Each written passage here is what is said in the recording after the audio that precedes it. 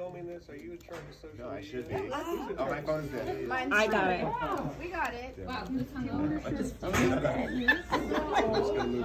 We're good right here. Nobody wants to sit up front. Yeah, we're good. Well, I'm not going to call on anybody, so you can sit up front. I mean, there's a lot of parochial leftover guilt people here. It's like, I know, I sit said up it in feels front. like church. No, not me. I'm going to get called on. I'm sitting in the big chair. So, anybody here? I guess so. First of all, I want to thank Kathleen. Thank you for putting this together. Very important. So exciting. Sister. She's up there. Yeah, she's right there. I'm the only one left. Well, Sorry. There's a This is little on bit of social sibling, media, right? sibling rivalry. I think if Jack actually comes through with the free cruise on Holland America for me, I think you're going to get bumped. Okay. Just saying. Okay. He's only got one kidney left. Well, I guess I want to be at the Thanksgiving God. table with you guys. Oh my God. Oh no, you don't. Back in the day, you certainly don't. Great. All right, so my bouncer, Dave Murphy, is back there. If any of you get out of hand, out of control, David will take care of you. And Hunzi, that's you specifically. No, he's not your backup. He's your charge d'affaires. You got to take care of that. You can charge your cell phones. Plug them in. So let's see. Does anyone? Let's see. So, Harrison, what kind of questions or how should I just do this? Just start talking. Well, let's start off. Tell us about yourself. All right. Leading up to starting to write this book. Yeah. So most of you already know this about myself. Some of those secrets remain secrets. Okay. Just don't go exposing that stuff.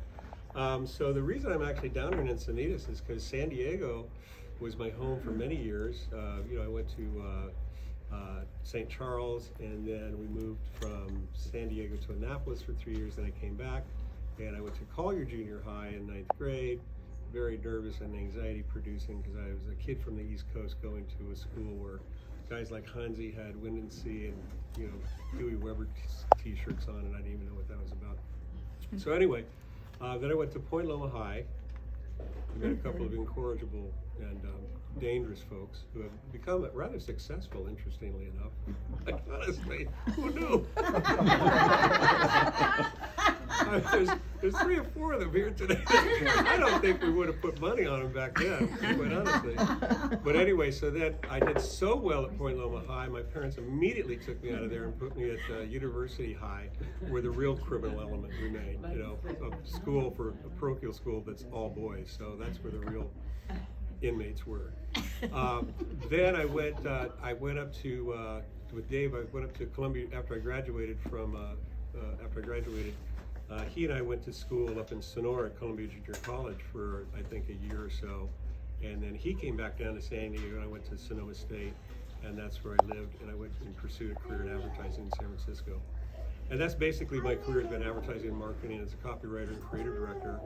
And subsequently, I just left that about a year or so ago, and I started writing Needles actually in 2010.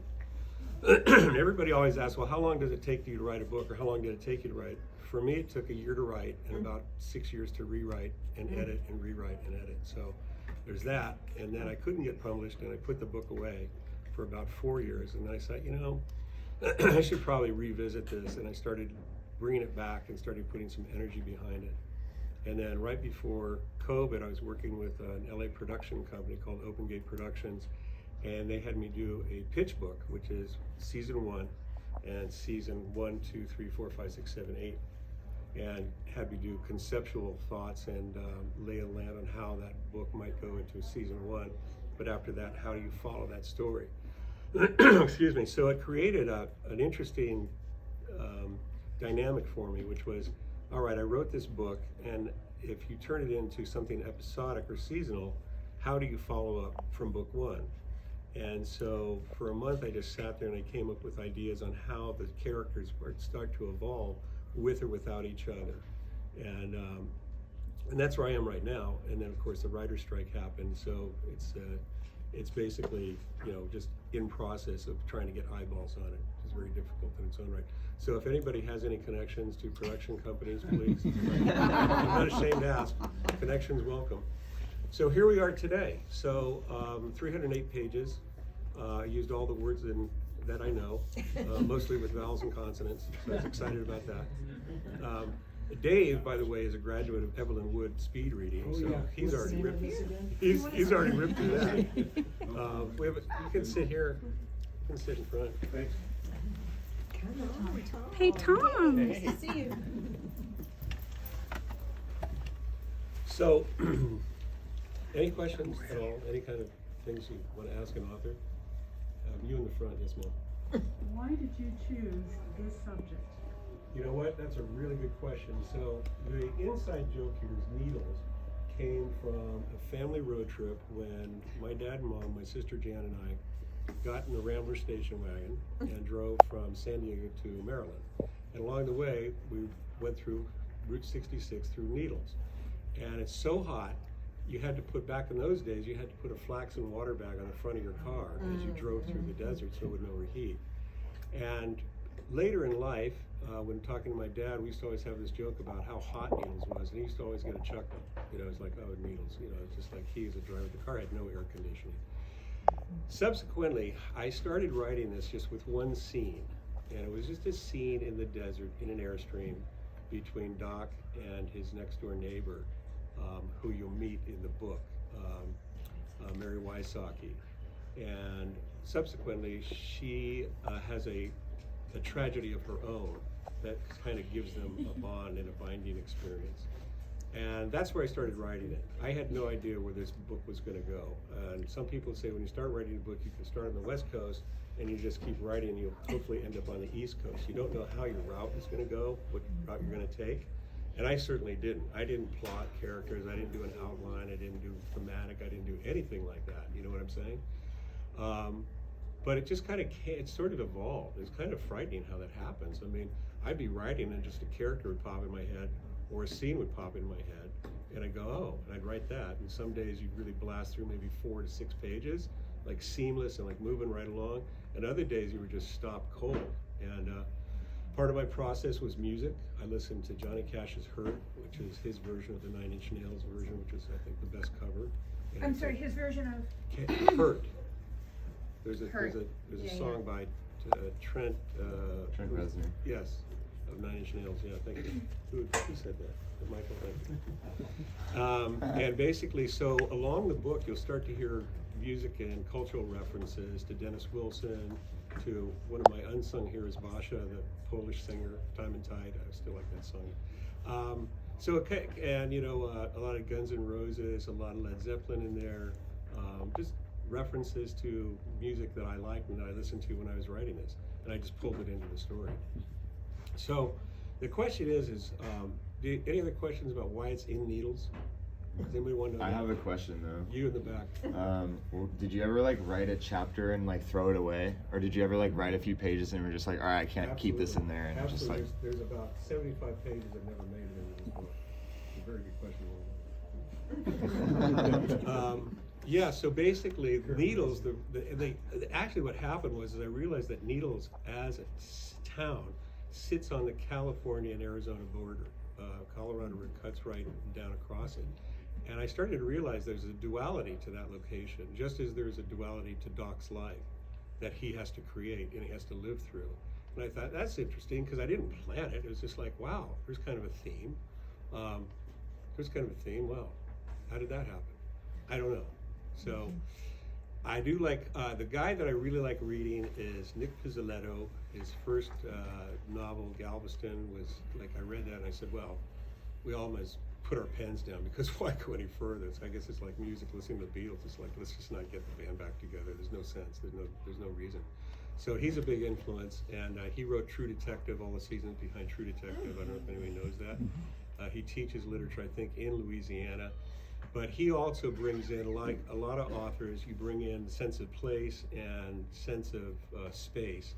And for me, the desert in July, because that's when this book takes place, is just one July in the desert, in the Mojave. And I really liked heat and the idea of heat and just the forbidden planet aspect, because when you go out there, it is like Mars. And I think it attracts a certain type of person which lives outside the law generally, doesn't do well within civilized society generally.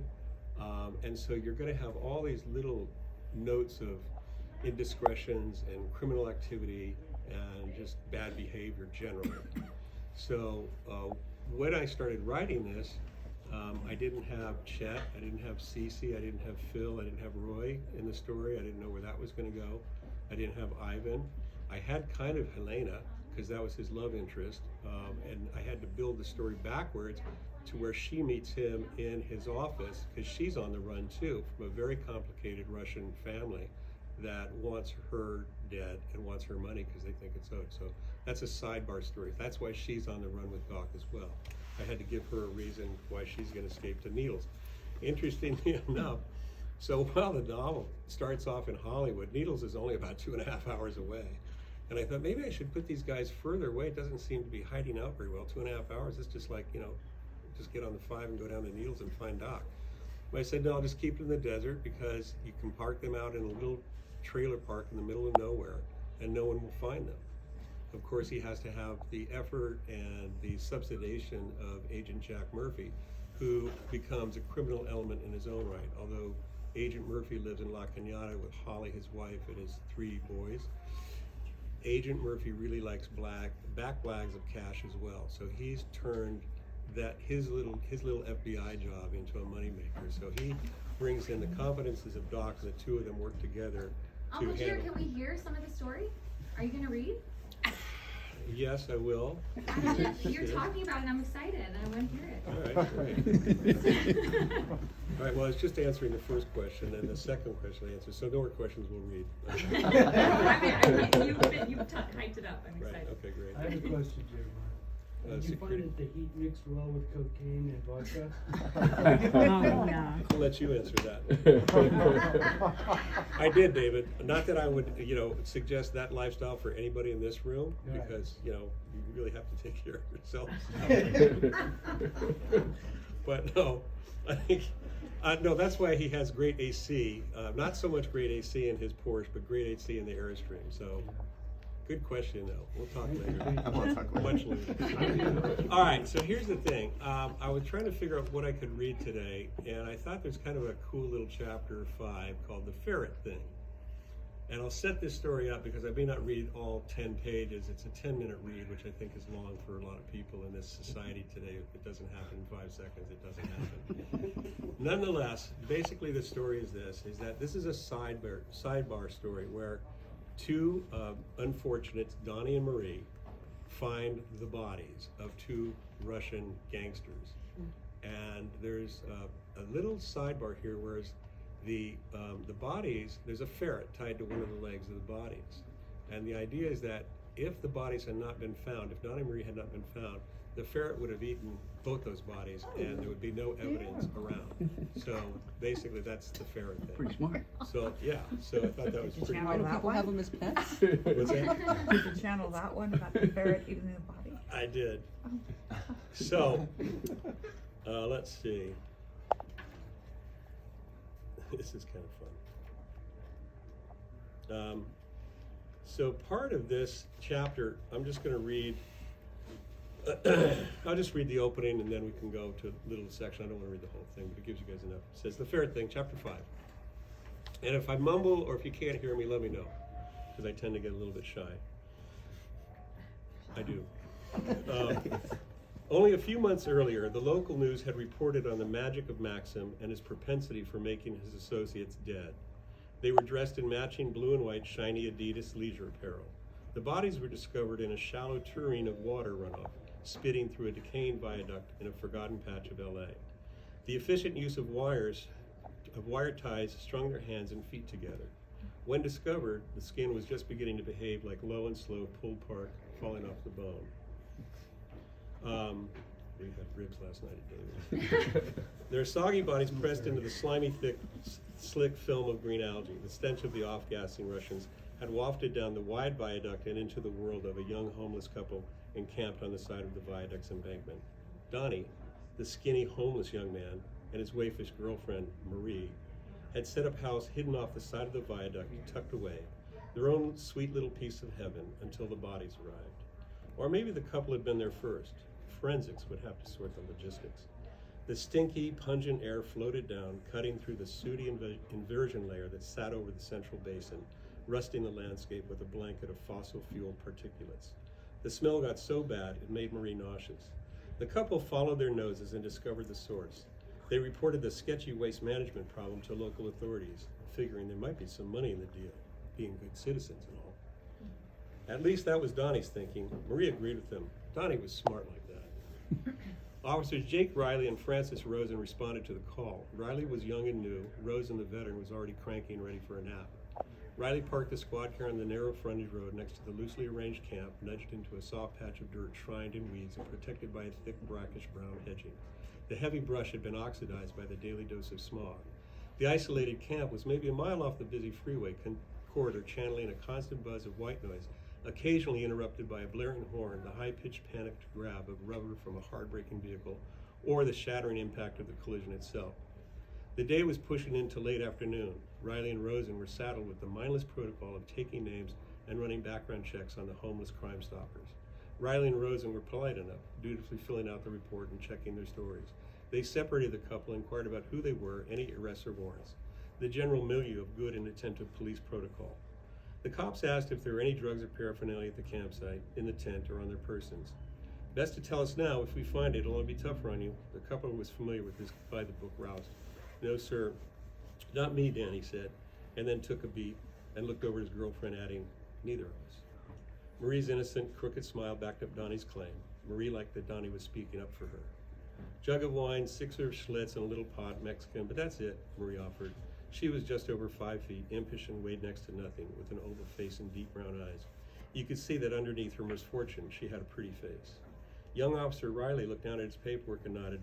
Well, last time I checked, that Mexican shitty pot or wherever it is still illegal. He then looked over at his partner, Jake Riley, who winked, unless you got a medical card. Officer Jack Riley lowered his voice as if in league with Marie. What the hell, you're all reported a crime, so to speak. We can look the other way. Donnie and Marie relaxed on that news, that they wouldn't be going to jail on some bogus Mexican weed charge, especially since they were the ones who actually called the police. What about our ferret? Donnie asked nervously, pulling on his braided, dirty, blonde ponytail. What ferret? Riley asked, turning to Donnie. The dude we actually found with the freaking dead guys.